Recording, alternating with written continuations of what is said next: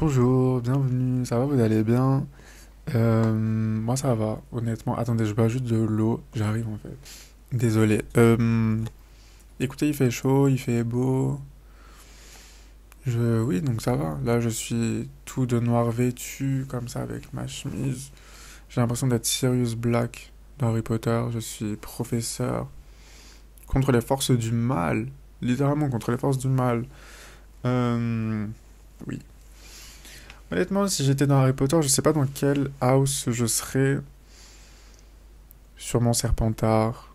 Parce que oui, derrière mes airs de d'idole K-pop, toujours souriante et genre trop dans une good vibe, je suis rempli de vices.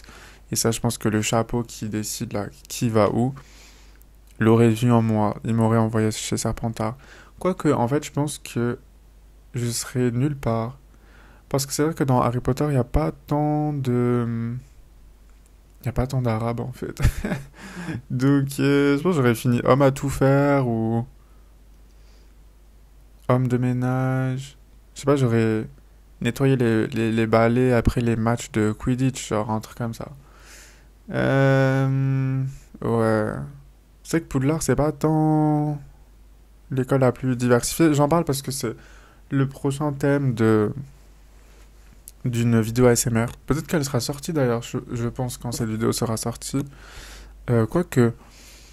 bah en fait, j'espère, parce que sinon je viens de spoiler le truc. Bref. Euh, et oui, je le sais, que J.K. Rowling, J.K. Rowling, Madame Rowling, la bonne vieille Rowling, est la problématique, transphobe, raciste aussi, je crois, à vérifier. Mais en tout cas, elle est vraiment connue pour être transphobe, et un peu activiste en plus, genre, elle fait beaucoup de bruit.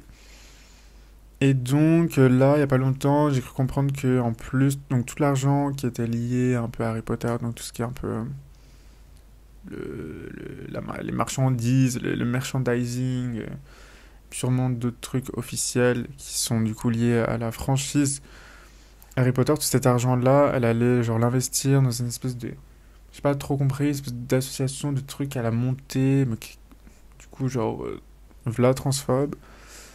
Voilà. Et donc, quand j'avoue que là, c'est peut-être le pire moment pour sortir cette vidéo ASMR, en vrai.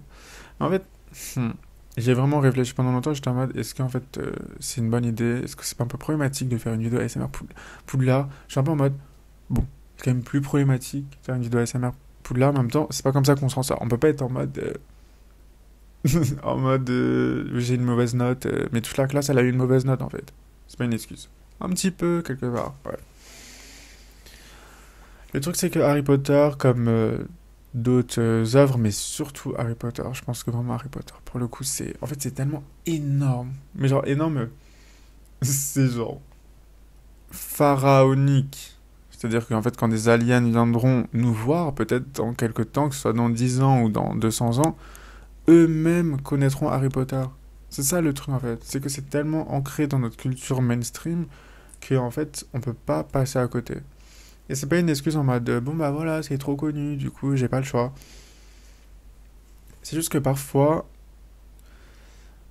c'est une bonne technique de genre boycott quelque chose, je trouve.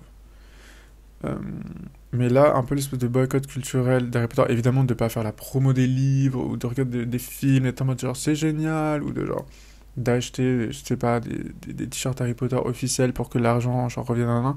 Ça évidemment il faut pas le faire. Mais on peut pas passer à... En fait, on peut pas fermer les yeux et être en mode non, non, ça existe pas en fait. Parce que, gros, tu vas au fin fond de la Creuse. De la Creuse. Vous savez où c'est la Creuse? Vous allez au fin fond de la Creuse, vous demandez à n'importe quel villageois est-ce qu'il connaît Harry Potter, il va dire oui. C'est une dinguerie. Tu vas dans n'importe quel endroit. Tout le monde connaît Harry Potter, je connais Harry Potter, ma daronne connaît Harry Potter, je suis presque sûr que mon grand-père connaît Harry Potter. Bref, du coup, qu'est-ce qu'on fait face à ça? Eh bien, on le regarde en face, on fait face à ça, et on conscientise le fait que c'est problématique, on se le réapproprie, on le... pas on l'étudie, mais Vraiment, on fait face en fait. On conscientise le fait que oui, il y a des problèmes avec ça. Surtout que c'est un truc très populaire, et donc il y a beaucoup de gens, quand même, j'ai l'impression qu'ils sont en mode, qui sont très attachés émotionnellement à cette œuvre, et donc du coup qui vont vraiment fermer les yeux au maximum euh, sur tout ce qui pourrait être problématique autour de cette franchise. Vraiment les Potterheads, ils peuvent vraiment être pires que des fans de K-pop. Vraiment, c'est terrifiant. Ils sont terrifiants. Enfin, no offense, hein, si vous êtes fan d'Harry Potter et que vous me regardez, bah, force à vous. Euh, mais en fait, à un moment, il faut tourner la page. Il faut tourner la page et je dis pas de brûler vos livres. Harry Potter, c'est juste, vous pouvez les relire, mais ne reconsommez plus des choses et puis conscientisez le fait que cette meuf est complètement problématique, genre. Et voilà, bref, du coup, j'ai fait ma version de Poudlard, ma version d'Harry Potter, euh, qui serait une version plutôt réaliste en fait, une version très raciste et très contemporaine. Voilà, c'est une version contemporaine de Poudlard. Je vous laisserai regarder la vidéo. J'en parle comme si c'était un film, comme si j'avais fait un film. Euh, genre qui était sélectionné au Festival de Cannes, qui était retranscrit sur Mubi, genre bref. Pas du tout, c'est une vidéo pas pourrie, mais genre ASMR en mode bref. C'est du divertissement, voilà. Voilà ce que je voulais dire. Euh, Mettons Harry Potter de côté, par pitié. Euh, J'avais plusieurs choses à dire. Déjà, la première question, c'est... je sais pas pourquoi j'ai écrit ça. Qu'est-ce qu'on répond à ça va? Quand quelqu'un te demande ça va et que toi t'es en mode oui ça va et toi ouais ça va. En fait ça fait des années qu'on a les mêmes dynamiques, qu'on répond les mêmes choses et je suis en mode c'est le truc le plus chiant du monde genre et qu'est-ce qu'on répond à quand quelqu'un te dit ça va genre sauf que même quand ça va pas on répond oui ça va. En fait la langue française n'est pas assez riche pour dire autre chose, je sais pas. Il y a un truc que je trouve vraiment marrant en fait c'est quand on demande est-ce que ça va et que les gens répondent on est là. On est là. Mais c'est-à-dire, nous sommes là, tu es là, on est là, genre, ensemble, là maintenant, temporellement, ou genre tu es là géographiquement face à moi, ou on est là, tu es présent, tu es encore vivant, et on est là comme si je le savais pas, je le sais, je te parle, tu es là. Voilà, là je parle un peu pour parler, mais je, je trouve que c'est un peu ma réponse préférée, je crois. Je crois que c'est vraiment ma réponse préférée de on est là. Mais j'aimerais bien trouver une alternative à cette réponse de est-ce que ça va? Je suis en mode. Je sais pas, j'ai envie de savoir ce que les gens répondent, qu'est-ce que vous répondez quand on vous demande si ça va. Euh, Parce que je trouve c'est vraiment une des. Je crois que c'est une des questions qui sont les plus posées, genre mondialement. Enfin, mondialement. En tant qu'être humain dans notre espèce, c'est peut-être la question qu'on se pose le plus, non, entre nous, genre. Après bonjour, genre, comment ça va? Et dans n'importe quel contexte, genre familial, amoureux, amical, professionnel, que sais-je. C'est vraiment une phrase classique, quelque part. C'est. Je sais pas. Et pourtant, une phrase autant utilisée, on n'a toujours pas trouvé une meilleure réponse que oui, ça va et toi? Ou genre, on est là. Bref. À étudier, prochaine vidéo, j'aurais fait une liste de toutes les alternatives. Et si je le fais pas, rappelez-le moi. Parce que j'ai tendance à oublier des trucs. Euh... ah, En fait, j'ai vu. Vous me connaissez, je passe du coq à l'âne, hein, comme d'habitude. Euh... Vous voyez les TikTok. Déjà, je suis plus trop sur TikTok, mais bref.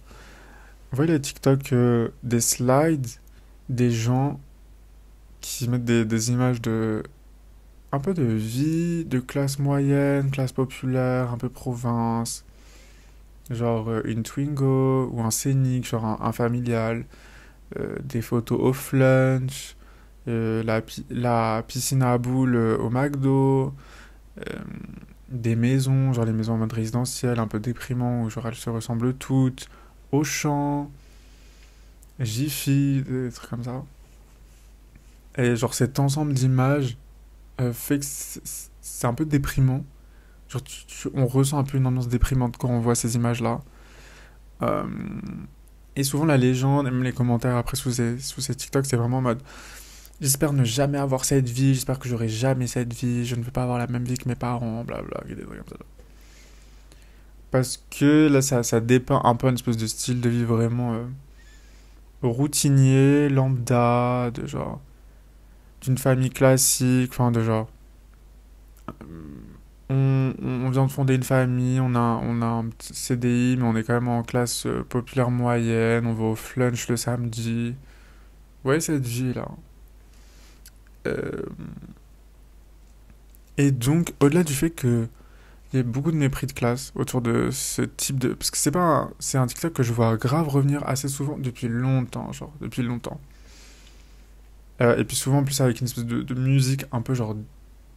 presque d'horreur, genre. Je suis en mode, wow. Bref, ici, c'est pas le mépris de classe qui m'intéresse. Enfin, oui, c'est... Ça reste du mépris de classe, mais c'est pas ça que... Ce que je veux dire, c'est que... euh, les... En fait, je vais dire vous, mais je parle pas à vous, mais bon.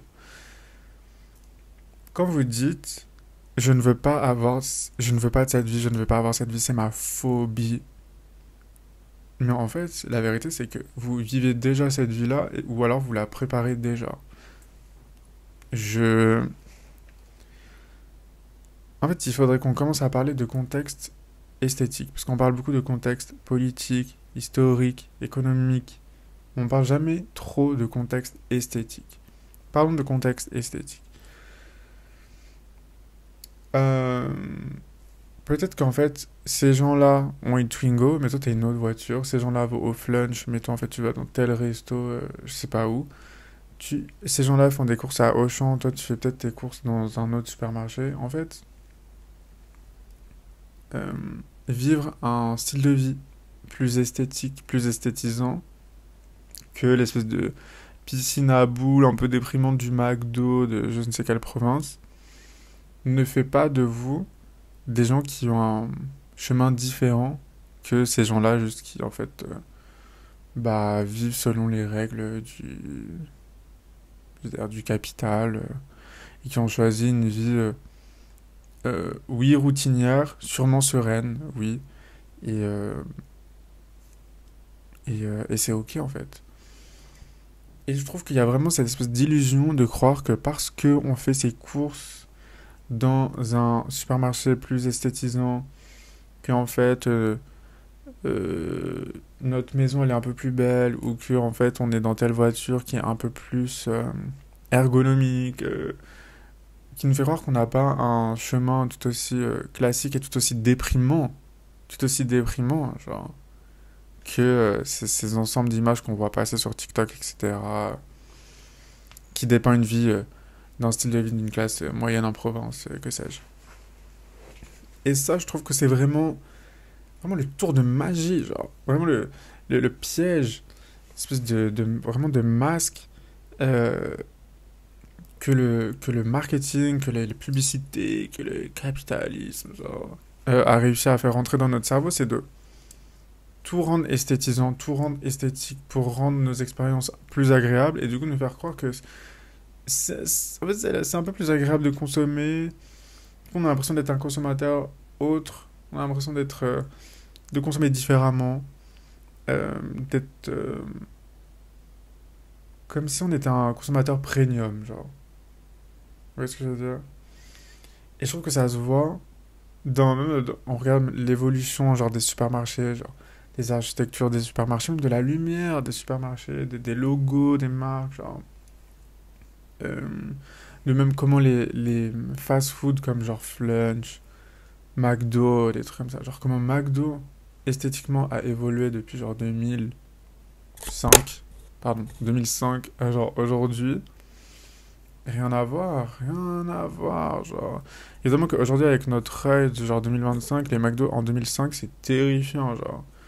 Et aujourd'hui, c'est tout est très clean, blanc, marron, en bois, de chêne, avec genre un peu de verre, des fauteuils en simili-cuir, je sais pas quoi, genre. Du coup, on a l'impression d'être un consommateur beaucoup plus... On a l'impression que notre vie est moins déprimante. Votre vie est tout aussi déprimante, sachez-le. Oui, je n'ai pas peur de le dire. Hum, et là, je parle des supermarchés, je parle des fast-food, mais c'est... Voilà, en fait, ça passe vraiment partout par nos maisons, les rues, les voitures qu'on conduit. Tout ça fait que c'est important de parler de contexte esthétique parce que je pense que vraiment, je trouve pas d'autre mot que esthétique, vraiment, que l'esthétique est sûrement une des plus grandes armes pour, euh, pour pas, même pas nous pousser à consommer, mais pour pour nous rassurer dans notre consommation. C'est ce que je veux dire. Euh, et en fait, de rendre même ces expériences agréables. Ça n'a jamais été aussi agréable de se promener dans un Auchan totalement aéré avec des lumières blanches, mais vraiment très claires. Tout est bien rangé. Les, les, même les packagings sont de plus en plus agréables à regarder. Genre, il y a beaucoup moins de motifs, je sais pas quoi, nan, nan. Tout est très lisse. On le sent, ça, quand même. Non, même dans les esthétiques, globalement.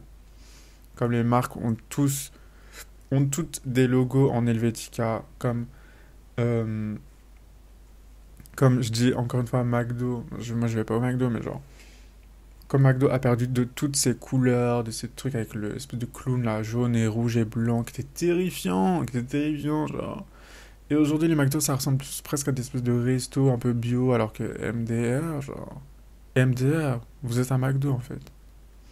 Mais du coup, manger dans ces endroits-là nous paraît beaucoup moins cheap, nous paraît beaucoup moins culpabilisant. Et vraiment, c'est ça. C'est vraiment l'esthétique qui nous permet de nous déculpabiliser de consommer.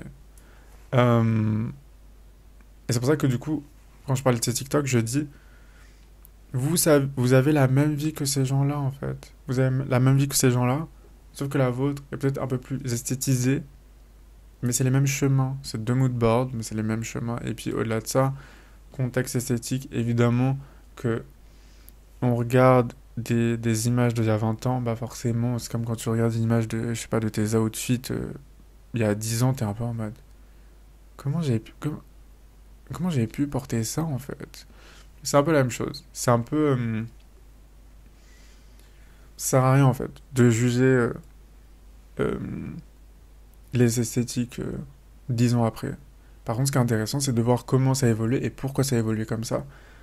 Comment pourquoi tout devient très lisse. Tout est très lisse, très clair et tout, blabla. Vous allez me dire, c'est la montée du fascisme, et peut-être vous n'avez pas tort. Euh, sûrement, et je pense que ça a été... Enfin, il y a des articles sur ça en plus, de genre, comment tout est très... esthétiquement, et tout est devenu très lisse, etc. Euh, même, on voit des TikTok, genre, des gens qui refont leur appart, qui, genre, achètent des vieux appartements ou des vieilles maisons avec des espèces de cuisines pleines de charme et de couleurs et d'histoire avec des pierres et des carrelages avec des motifs de poivron et de citrouille. Et en fait, tu vois quelqu'un qui est en mode salut, on va tout refaire et tout nanan, on va rénover, genre rénover. Et en fait, ça se transforme en cuisine toute blanche. Est-ce une cuisine ou est-ce une salle d'hôpital? Je ne sais pas. Ouais, le fascisme est à nos portes, honnêtement. J'espère que vous voyez de quel type de TikTok je parlais parce que ou que ça a été clair parce que ouais, mais c'est juste que je l'ai revu il y a pas longtemps et ouais, et je trouvais tout le monde très confiant dans les commentaires en mode moi je vis pas cette vie, moi je vis pas cette vie, je suis un peu mal. Bref. Mais moi aussi, hein, on est tous des victimes. Je ne suis pas mieux que vous, sachez-le. Sauf ceux qui vont au McDo, je suis mieux que vous. Parce que... Qui vont au McDo? Alors, En même temps, plein de gens vont encore au McDo. Hmm. Mais bon. Oui. Eh oui, et du coup, ce que... Pardon. Je... Ça arrive aussi à ce truc de... Je ne veux pas la même vie que mes parents, je veux pas la même vie que mes parents, blablabla. Bon, au-delà du fait que... Bon, ça peut paraître presque irrespectueux de dire ça. En même temps, c'est quand même assez vrai. Est-ce que j'ai envie d'avoir la même vie que mes parents? Non, pas du tout. En même temps, elle était pas si horrible, mais en même temps, j'ai pas envie. Ouais. Euh, mais je voulais aussi parler du. Dans tous les cas, on n'est pas. Et là, c'est peut-être genre une. C'est pas une take impopulaire, je sais pas quoi. Je pense que c'est une de mes takes peut-être les plus. Ça fait longtemps que j'essaie de take, vraiment de me dire que, en fait, j'arrive pas, vraiment, j'arrive pas, et je m'efforce à vraiment le penser, mais j'arrive pas à croire que les liens du sang veulent dire quelque chose.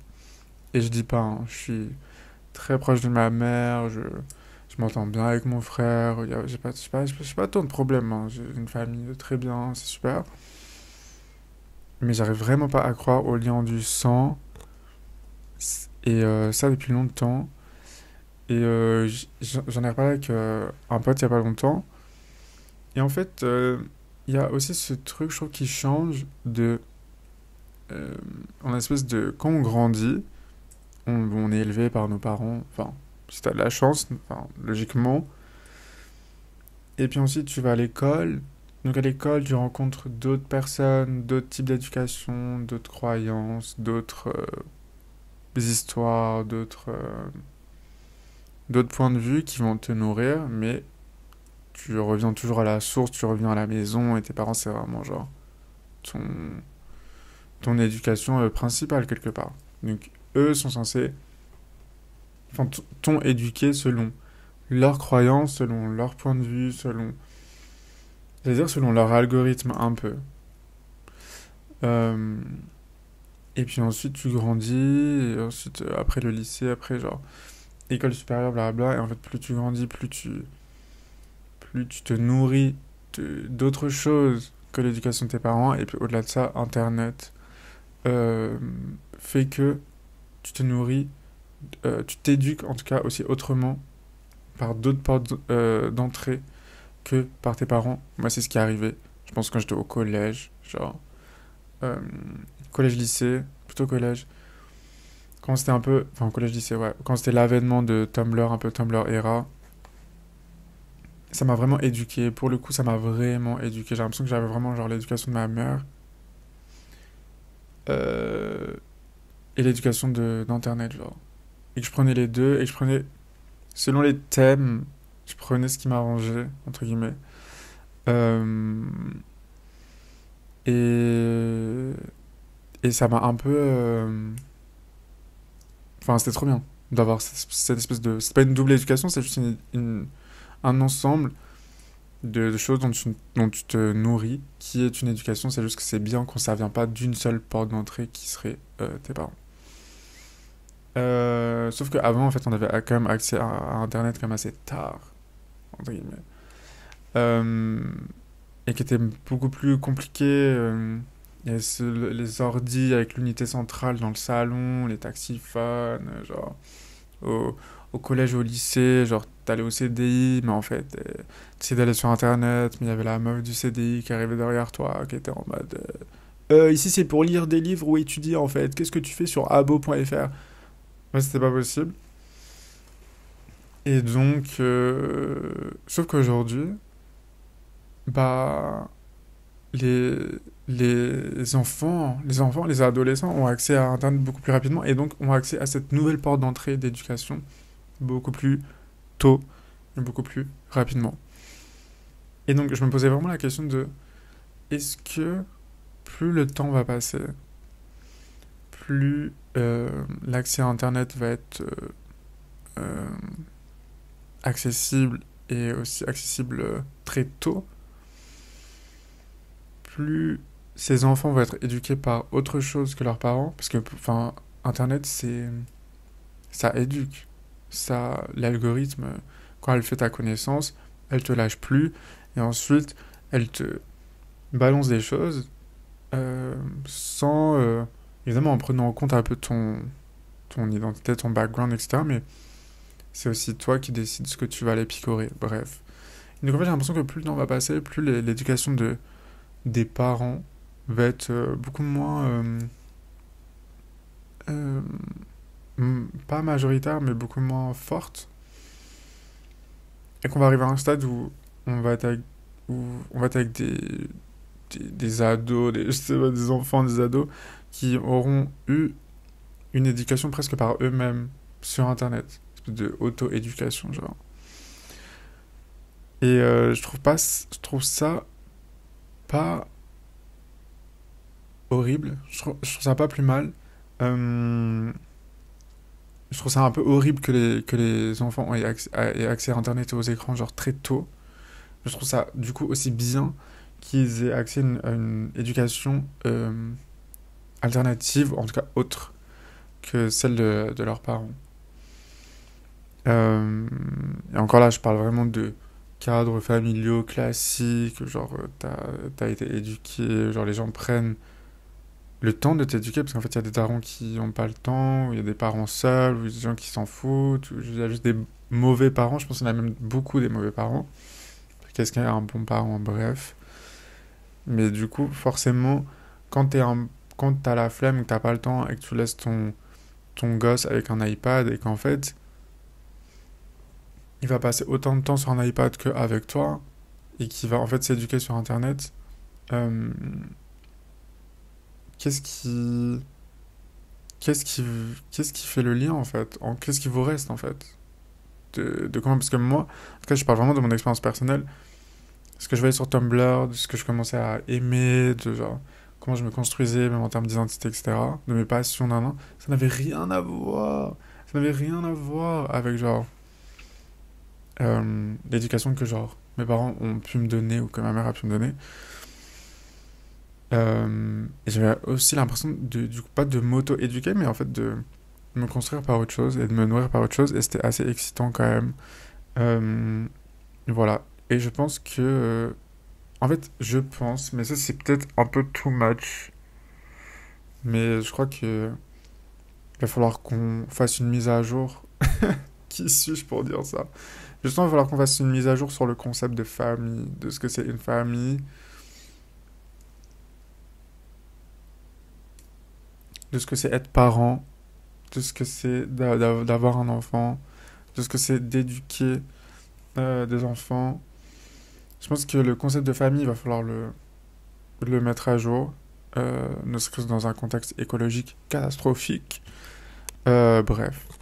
Je vais citer cette grande dame que je cite souvent, Donna Haraway, cette grande penseuse, philosophe américaine, bref, qui a dit: faites des parents, pas des enfants. Ok? Faites des parents, pas des enfants, et je suis bien d'accord. On a besoin de plus de parents et de moins d'enfants. Euh, oui. Et en même temps, une espèce de. En fait, je suis pas une femme, donc il faudrait que j'en parle avec une femme, de genre, cette espèce de désir de maternité, ça doit être le truc le plus, genre, vertigineux du monde. Mais en même temps, je comprends qu'on ait envie d'avoir des enfants de soi. Je suis un peu. J'ai pas mon mot à dire, je ne suis qu'un homme, après tout. Ouais. J'ai pas envie d'être dans la sauce, honnêtement. Euh, voilà, hein. Ah oui, et en fait, parfois, je vous jure, j'écris des notes sur mon carnet et tout. Je suis en mode, je vais essayer d'être plus régulier. Du coup, je note tout ce qu'il y a dans ma tête. Je fais un tri. Nan, nan, nan. Et donc là, j'ai écrit animal grossisation de l'économie. Animal crossingisation de l'économie. Qu'est-ce que tu racontes? Qu'est-ce que tu raras, genre? Qu'est-ce que tu raras? C'est comme il y a un mec sur Twitter qui a répondu à un de mes tweets. Je sais plus, j'avais fait une phrase en mode: la conceptualisation de ça, nan, nan, nan, c'est un peu dystopique, nan, nan. Il avait juste commenté: mais qu'est-ce que tu baves encore? Je suis en mode: je sais pas. Je sais pas, je te jure. Vraiment. En fait, je pense que c'est juste quand. j'étais à Paris, que je me promenais dans le Marais et tout. Et ouais, il y a plein de boutiques comme ça. J'en ai parlé un peu avant, genre, dans la vidéo d'avant, des cookies, des matchas, des que sais-je. Mais même les boulangeries, en fait. Les boulangeries un peu comme ça, nouvelles, modernes, à concept, des boulangeries à concept, qui vendent des glaces. Et en fait, il y a des graines de sésame dedans, je sais pas, des trucs comme ça. Même les pains au chocolat et tout, tout à des prix ronds. En fait, on n'est plus dans l'ère des prix en mode Lidl, genre Auchan, au supermarché en mode 99 centimes. Genre 1,99€, 2,99€. Vous vous souvenez de cette ère où tout était à 99 centimes? Je dis pas, hein, c'est encore beaucoup présent, heureusement. Enfin, heureusement, je sais pas. Cette espèce de technique pour nous faire croire que c'est moins cher, parce que 80, du coup 2,99€, c'est pas 3€, non, non, non. Mais là, j'ai l'impression que on est un peu en train de partir de ça, et vraiment, les prix, t'as l'impression que c'est un peu donné de manière aléatoire, comme vraiment dans Animal Crossing, du coup, comme à la dinette, où c'est genre, le pain au chocolat, 3€ s'il vous plaît. Genre vraiment, c'est la dinette. Mais du coup, ça rend tout très, encore une fois, esthétisant. C'est très kawaii, c'est très, ouais, c'est très café, cute, kawaii, la dinette, vraiment Animal Crossing, en mode genre, 2€ s'il vous plaît, et t'es en mode, ou 3€, 4€, t'es en mode, mais là, en fait, c'est un croissant, en gros, genre, ok. Et c'est que des gros chiffres, sur des, ouais, des gros chiffres en Helvetica, ou genre, avec une petite fleur à côté, genre en mode 3€. Genre, ouais.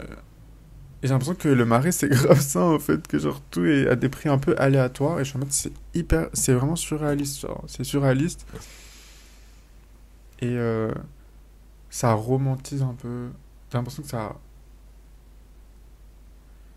c'est la romantisation de l'économie, ça veut rien dire, gros, ça ne veut rien dire, genre. Mais j'ai vraiment l'impression qu'on joue à la dinette. Qu'on joue à la dinette, ou alors que peut-être juste les bourgeois jouent à la dinette, peut-être que c'est juste ça. Mais que du coup, à mon échelle, je peux payer genre un pain au chocolat, genre 2€, 3€ et tout, mais ça me paraît lunaire quand même. Et pourtant, j'ai l'impression que tout. En fait, on a tellement envie de tout esthétiser que, que ça a un impact en fait sur les prix, genre, parce que c'est plus.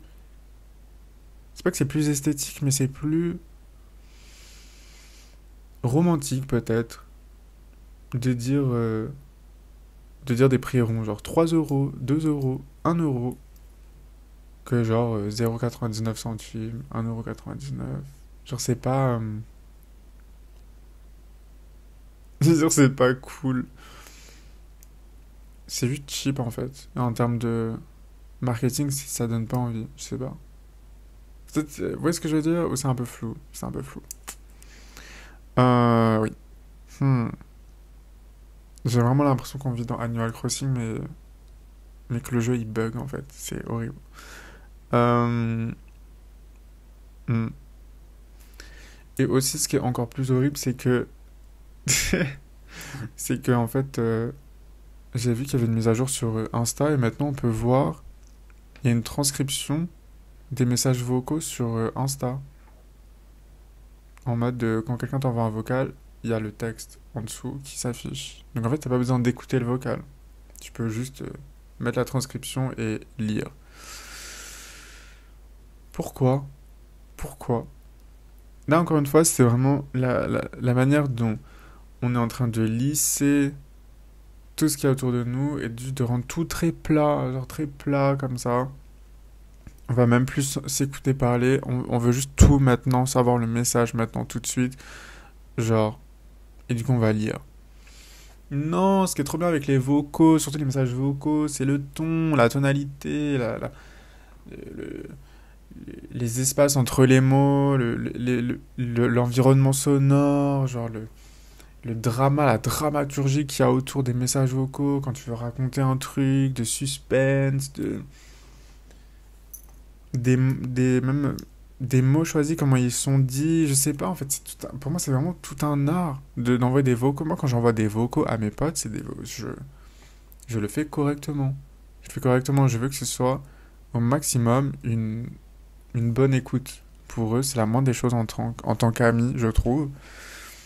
Donc non, en fait, on va pas tout rendre plat en mode ok, traduction, on va juste lire et tout, flemme d'écouter genre un vocal d'1 minute 30, genre. Mais c'est ça qui est trop bien avec un vocal, justement. C'est que tu peux t'imaginer, genre tu fermes les yeux, t'écoutes la voix de la personne, genre les bruitages, tout, genre tu t'imagines la scène, genre c'est... T'es dedans en fait. C'est ça qui est trop bien avec les vocaux.